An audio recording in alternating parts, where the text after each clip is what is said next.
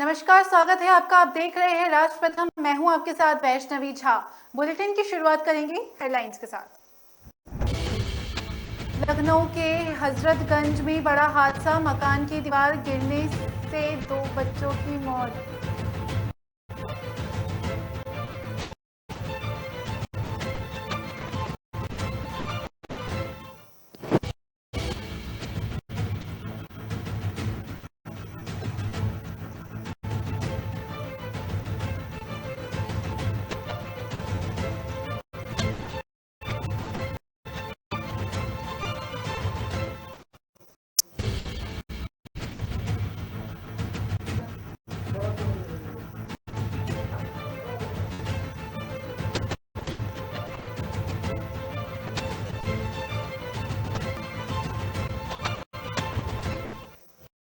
सत्येंद्र जैन से आज तिहाड़ जेल में पूछताछ करेगी ईडी। इस मामले में मनी लॉन्ड्रिंग के मामले में करेगी पूछताछ।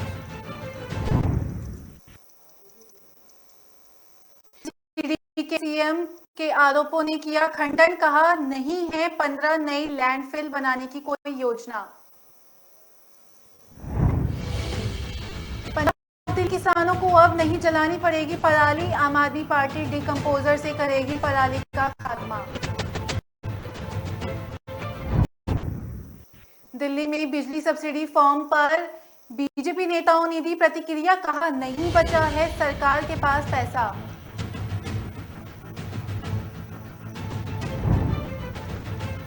दिल्ली सरकार के स्कूल के 4 शिक्षकों के खिलाफ होगी जांच, एलजी ने दी मंजूरी। खबरें जानेंगे विस्तार से। प्रवर्तन निदेशालय दिल्ली सरकार के कथित आबकारी घोटाले में जेल में बंद मंत्री सत्येंद्र जैन से शुक्रवार को तिहाड़ जेल में पूछताछ करेगी। ईडी सुबह करीब 11 बजे तिहाड़ जेल में जैन से पूछताछ होगी। दिल्ली के राउस एवेन्यू कोर्ट में गुरुवार को ईडी ने पूछताछ की इजाजत दी थी। ये पूछताछ 16, 22 और 23 सितंबर को की जाएगी। जैन इस समय मनी लॉन्ड्रिंग मामले में तिहाड़ जेल में इस मामले की भी कर रही है। ईडी अब कथित शराब घोटाले मामले में मनी लॉन्ड्रिंग के एंगल से है। इस मामले में जांच केंद्रीय ब्यूरो यानी कि सीबीआई ने दिल्ली के डिप्टी सीएम मनीष सिसोदिया को आरोपी नंबर 1 बनाया है। सिसोदिया के परिसरों पर पहले सीबीआई ने छापा मारा। राउस एवेन्यू कोर्ट सीबीआई अदालत की गीतांजलि ईडी के आवेदन को स्वीकार करते हुए शुक्रवार को जेल के अंदर जैन से पूछताछ करने की अनुमति दी थी। ईडी ने शराब घोटाले मामले में उनसे पूछताछ करने के लिए 3 तारीखों की मांग भी की थी। सीबीआई ने मनीष सिसोदिया और आबकारी आयुक्त, तत्कालीन उपकारी आबकारी आयुक्त, तत्कालीन सहायक आबकारी आयुक्त और 10 शराब लाइसेंस धारियों के खिलाफ दिल्ली की आबकारी नीति के निर्माण और पर्यावरण के कथित अनियमितताओं का मामला दर्ज किया गया था। दिल्ली के डिप्टी सीएम मनीष सिसोदिया ने गुरुवार को यह दावा किया कि दिल्ली नगर निगम राजधानी में 16 नए लैंड साइट बनाने जा रही है। मुख्यमंत्री ने आरोप लगाया है कि जहां दुनिया भर में कूड़े का प्रबंधन किया जा रहा है, वहीं दिल्ली में बीजेपी शासित एमसीडी कूड़े को खत्म करने की बजाय नए कूड़े की पहाड़ बना रही है।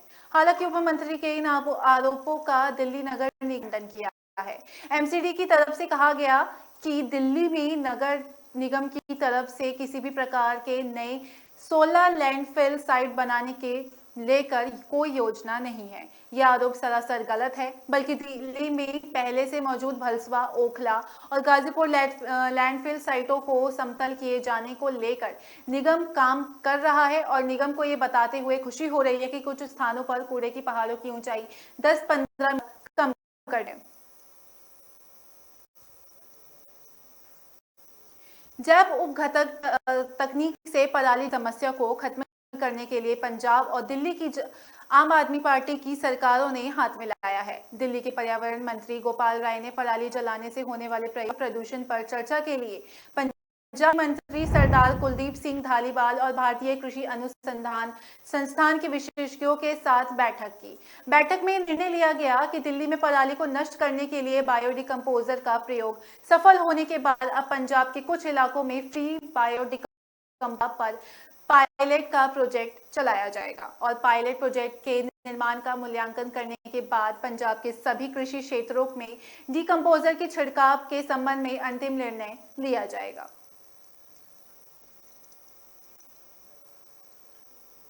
दिल्ली में रहने वाले लोगों को अब बिजली पर सब्सिडी लेने के लिए अब फॉर्म भरना होगा, जिसके बाद ही उन्हें बिजली का सब्सिडी मिल सकेगी। बिजली की सब्सिडी पर बीजेपी नेताओं ने भी प्रतिक्रिया दी है। बीजेपी नेताओं ने दिल्ली के सीएम अरविंद केजरीवाल पर तंज कसते हुए कहा कि सीएम वोट बैंक के लिए फ्री की रेवड़ी बांट रहे हैं। जिनको जरूरत नहीं थी उनको भी फ्री की बिजली दे रहे थे। साउथ दिल्ली के नेता रमेश बिधोड़ी ने कहा कि हमारे पास यही कहते हैं कि रेवड़ियां मत बांटो, लेकिन जिसको आवश्यकता है उसको ही दो। उज्ज्वला योजना के जिसके घर में गैस कनेक्शन नहीं है उसको दिया गया, जिसके घर में टॉयलेट नहीं है वहीं बनाया गया। यही तो हम भी कहते हैं, जो गरीब आदमी है जिसे जरूरत है उसको आप फ्री बिजली दीजिए। लेकिन आम आदमी पार्टी वोट बैंक जिसको फ्री बिजली देने में समर्थन है उसे भी फ्री बिजली दे रही है, जिससे खजाना तो खाली होगा ही। अब केजरीवाल साहब कह रहे हैं कि फॉर्म भरना पड़ेगा। सीएम स्पष्ट करे कि गुजरात में 3 फ्री कैसे दोगे। वहां भी जो नारा लगा रहे हो गुजरात में भी क्या फॉर्म बांटेंगे, इस चीज को लेकर सीएम केजरीवाल स्पष्ट करें। दिल्ली के उपराज्यपाल विनय कुमार सक्सेना ने भ्रष्टाचार निरोधक ब्रांच को दिल्ली सरकार के एक स्कूल के 4 वाइस प्रिंसिपल के खिलाफ भ्रष्टाचार के आरोप की जांच करने की अनुमति दी थी। इस मामले में अधिकारियों ने गुरुवार को बताया कि फर्जी अतिथि शिक्षकों के माध्यम से कथित घोटाले को लेकर जिन 4 अध्यापकों के खिलाफ जांच को मंजूरी दी गई उनमें से 2 सेवानिवृत्त हो चुके हैं।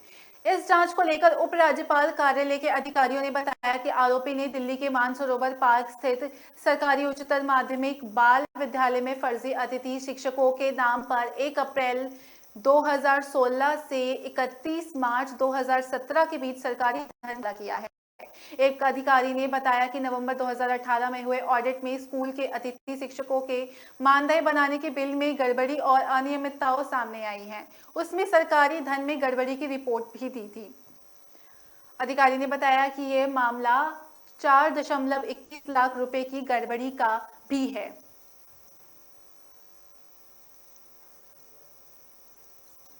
योग गुरु बाबा रामदेव ने आज दिल्ली के एक प्रेस कॉन्फ्रेंस की। इसमें बाबा ने पतंजलि के खिलाफ चल रहे षड्यंत्र का पर्दाफाश, इसके साथ ही वो आदि की शताब्दी वर्ष 2047 तक पतंजलि के स्वर्णिम योगदान का खाका भी बताया। यह प्रेस कॉन्फ्रेंस दोपहर 12 बजे दिल्ली के कॉन्स्टिट्यूशन क्लब में आयोजित हुई। इसमें वो योग, आयुर्वेद, भारतीय शिक्षा और चिकित्सा के फिर से प्रतिष्ठा दिलाने के आंदोलन की चर्चा की। कंपनी के बयान के मुताबिक बाबा रामदेव अगले कुछ सालों में अपनी कंपनियों के आने वाले 5 आईपीओ के बारे में जानकारी देंगे। बाबा रामदेव की पतंजलि की ओर से मीडिया को भेजे गए आमंत्रण आ गया कि हमें ये बड़े आनंद हो रहा है कि स्वामी रामदेव ने नई दिल्ली में आज एक महत्वपूर्ण प्रेस कॉन्फ्रेंस आयोजित किया गया। दूध और स्वस्थ की पतंजलि और उसके स्वदेशी आंदोलन को बदनाम करने वाली साजिशों का भी इस कॉन्फ्रेंस में पर्दाफाश किया गया।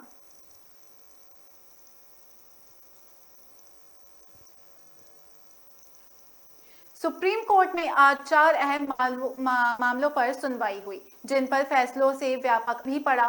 शीर्ष अदालत आज जिन मामलों की सुनवाई हुई उनमें से मैरिटल रेप केस, पाल घर साधु हत्याकांड, यूक्रेन के भारतीय मेडिकल छात्रों का मामला, केंद्र राज्यों की मान्यता प्राप्त स्कूलों के लिए कॉमन ड्रेस कोड का मामला शामिल है। मैरिटल रेप केस में 11 मई को दिल्ली हाई कोर्ट के 2 अलग-अलग जजों ने फैसले दिए थे, जिसके बाद मामला सुप्रीम कोर्ट में आया। शीर्ष अदालत यह तय करेगा कि पति पत्नी के बीच जब संबंध रेप माना जाए। सुप्रीम कोर्ट में पर देश भर की निगाहें टिकी हुई थी। साधु हत्याकांड मामले में जांच सीबीआई करेगी या नहीं, इसको लेकर भी सुप्रीम कोर्ट का फैसला लिया। 2020 को महाराष्ट्र के पालघर में जूना अखाड़े के 2 साधुओं 35 वर्षीय महंत सुशील गिरी, 65 वर्षीय महंत कल्पवृक्ष गिरी और 30 वर्षीय ड्राइवर नीलशते लगड़े की भीड़ ने पीट कर हत्या कर दी थी। वारदात का एक वीडियो भी सामने आया था। कहा गया था कि महंत कर प्रवेश गिरी जान बचाने के लिए एक पुलिसकर्मी का हाथ पकड़कर चल रहा था, लेकिन पुलिस वाले ने कथित तौर पर उनका हाथ छुड़ाकर उन्हें भी भीड़ के हवाले कर दिया था। रुकेंगे एक छोटे से ब्रेक के लिए, आप बने रहिए राष्ट्र प्रथम के साथ।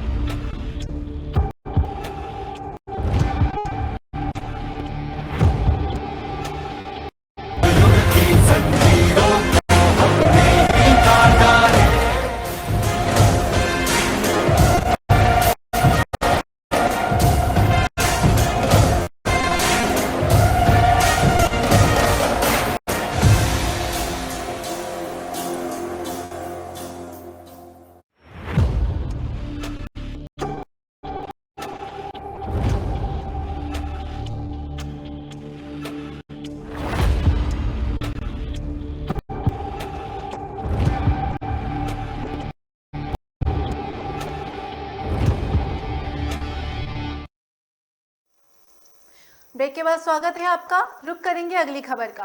केंद्रीय वायु गुणवत्ता प्रबंधन आयोग ने ग्रेडेड रैपिड एक्शन प्लान अवधि के दौरान राष्ट्रीय राजधानी क्षेत्र में औद्योगिक और वाणिज्यिक संचालन के लिए 800 kW से अधिक क्षमता के जनरेटर सेट की उपयोग की अनुमति दी है। 14 सितंबर के एक आदेश में आयोग ने कहा है कि जनरेटर को पीएनजी के अनुपलब्धता वाले क्षेत्र में एक दिन के लिए सिर्फ 1 घंटा ही चलाया जा सकता है। आयोग ने दिल्ली एनसीआर क्षेत्र में प्रदूषण के लिए डीजल से चलने वाले जनरेटरों को एक बड़ा कारक भी माना है, इसलिए ये निर्देश दिया गया। वहीं समय की बाध्यता के साथ बड़े जनरेटर को ऊंचाई पर रखना होगा ताकि उससे निकलने वाले धुएं सतह के उस स्तर पर हो जहां सांस लेने में दिक्कत ना हो। वहीं आयोग ने आवागमन में इस्तेमाल होने वाले जनरेटर को इन प्रतिबंध से दूर रखा है, यानी लिफ्ट, नर्सिंग होम, अस्पताल, मेट्रो जैसी तमाम सेवाओं में इनका इस्तेमाल हो सकेगा।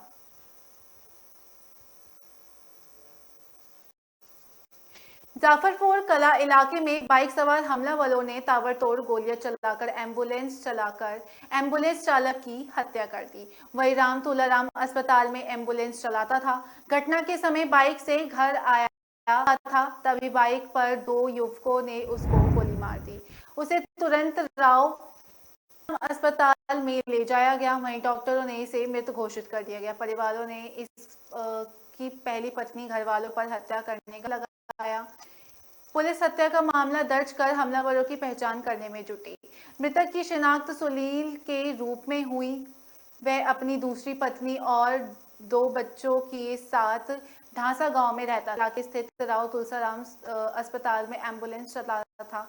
सुबह 9 बजे ड्यूटी खत्म करने के बाद वो बाइक से घर की ओर जा रहा था। समसपुर खालसा से काजीपुर गांव जाने की दिशा में 2 युवकों ने उसे रोका और उस पर गोलियां चला दी। उसके शरीर पर आधा दर्जन से अधिक गोलियां लगी। घटना को अंजाम देने के बाद हमलावर फरार हो गए। घटना की सूचना पुलिस को दी। जांच में पता चला कि सुनील पैरोल पर जेल से निकाला था। उस पर अपनी पहली पत्नी का हत्या का आरोप था। पुलिस ने बताया कि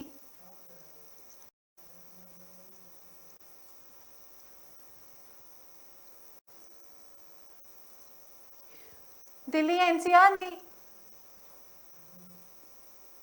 एनसीआर में रात भर कहीं रिमझिम फुहार तो कहीं हल्की बारिश का सिलसिला। मौसम विभाग ने आज भी कमोबेश इस तरह के मौसम की कहीं कहीं हल्की बारिश होने की संभावना जताई। 2 दिन पहले तक गर्मी के उमस के नंबर में भी मौसम धीमी रफ्तार पकड़े हुए हैं। यही वजह है कि अभी तक सामान्य से कम बारिश रिकॉर्ड की गई। सामान्य तौर पर सितंबर में 84.3 मिलीमीटर बारिश होती है, लेकिन अभी तक 30 मिलीमीटर से भी कम बारिश रिकॉर्ड की गई। मौसम विशेषज्ञों की माने तो अगले 1 दिन से 2 दिन में मानसून कमजोर हो जाएगा, जिसके बाद में बदलाव होने की संभावना नहीं है। मौसम विशेषज्ञों के अनुसार इस बार निम्न दबाव वाले क्षेत्र पश्चिम बंगाल की खाड़ी के बार बनने के कारण मानसूनी गर्त उत्तरी भारत की तरफ से नहीं बढ़ सकेगा। इस वजह से मध्य भारत के राज्य मध्य गुजरात समेत अन्य राज्यों में बाढ़ वाली स्थिति रही, जबकि उत्तर भारत में राज्यों में सूखा रहा।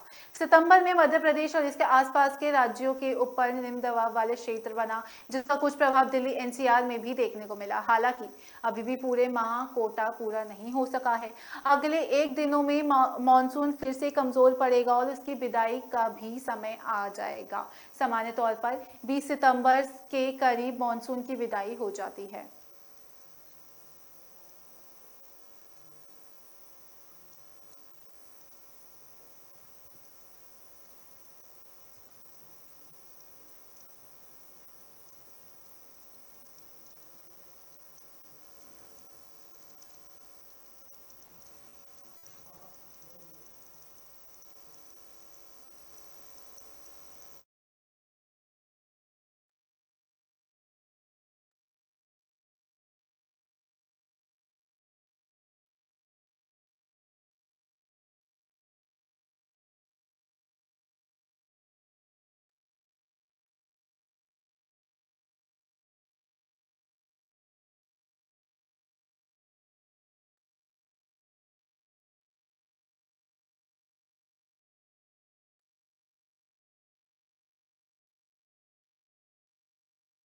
शुरुआत में कई राज्यों में विधानसभा चुनाव के मद्देनजर तैयारी शुरू कर दी है। वहीं बीजेपी की ऑपरेशन लोटस को विफल कोई कसर नहीं छोड़ना चाहती है। इसी कड़ी में आपने रविवार को अपना राष्ट्रीय जनप्रतिनिधि सम्मेलन आयोजित करने का निर्णय लिया।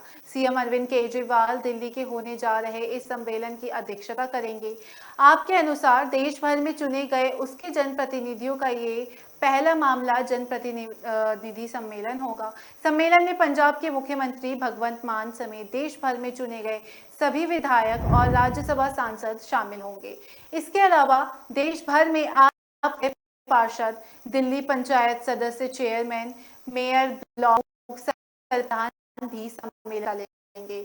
उनके साथ केजरीवाल देश भर में चलाए जा बीजेपी के ऑपरेशन लोटस की संगठन बूथी पर विस्तार भी करेंगे। आपकी भाजपा की ओर से चलाए जा रहे ऑपरेशन लोटस के तहत उप मुख्यमंत्री मनीष सिसोदिया को दिल्ली का मुख्यमंत्री बनाने की लालच दिया गया है। इसके बाद अब पंजाब में जा रहा है। पंजाब में आपके 10-12 विधायकों से संपर्क कर उनको 25-25 करोड़ रुपए का ऑफर दिया गया। देश भर में आम आदमी पार्टी के विस्तार और संगठन को मजबूत करने की चर्चा की जाएगी।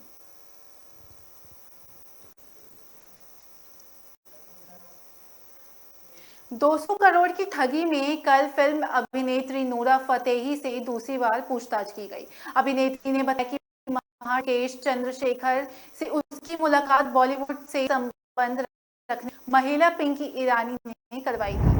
अभिनेत्री ने सुकेश से BMW कार और मोबाइल लेने की बात स्वीकारी है।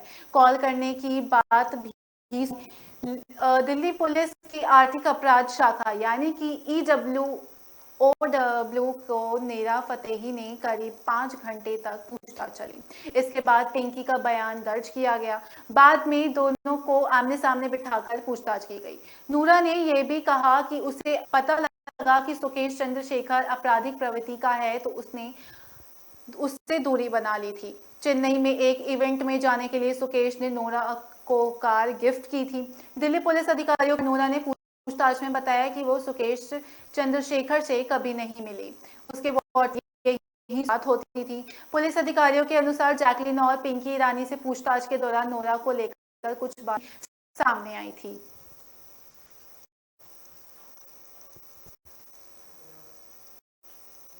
सीबीएसई की 10वीं की कंपार्टमेंट परीक्षा करने वाले छात्र दिल्ली के सरकारी स्कूलों में की एक ऑफलाइन प्रक्रिया के माध्यम से एडमिशन ले सकेंगे। इसके लिए एक विंडो जाएगा। गौरतलब है कि सीबीएसई परीक्षा परिणाम जुलाई में जारी किया गया था, जिसके बाद शिक्षा विभाग ने नॉन एडमिशन की 3 दौर आयोजित किए थे। इन नॉन प्लान एडमिशन में निजी प्लानों में 10वीं तक पढ़ने वाले छात्र दिल्ली के सरकारी स्कूल में दाखिले के लिए रजिस्ट्रेशन करा सकते हैं। हालांकि कंपार्टमेंट परिणाम जारी कर दिए गए थे, जिस पर छात्र 10वीं पास करने के बाद कक्षा 11वीं के लिए छात्र करने के पात्र होंगे। ये छात्र 20 सितंबर से पहले अपने क्षेत्र के स्कूल में मैनुअल रूप से प्रवेश आवेदन आवेदन कर सकते हैं। साइंस और कॉमर्स में उन छात्रों को एडमिशन मिलेगा जिन्होंने 10वीं की 55% प्राप्त किए हैं। इसमें साइंस स्ट्रीम में मैथ्स के साथ एडमिशन के लिए में साइंस में 50% और गणित में भी 50% अंक चाहिए होंगे। वहीं बिना मैथ्स के स्ट्रीम में एडमिशन के लिए गणित में 40% अंक चाहिए।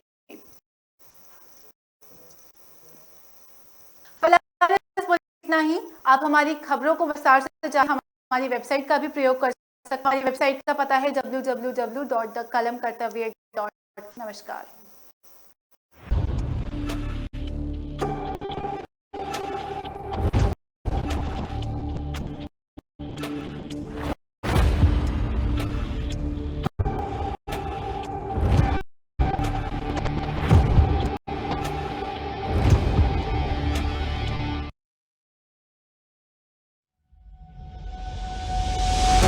लहरों से डरकर नौका पार नहीं होती, कोशिश करने वालों की कभी हार नहीं होती। नन्ही चींटी जब दाना लेकर चलती है, चढ़ती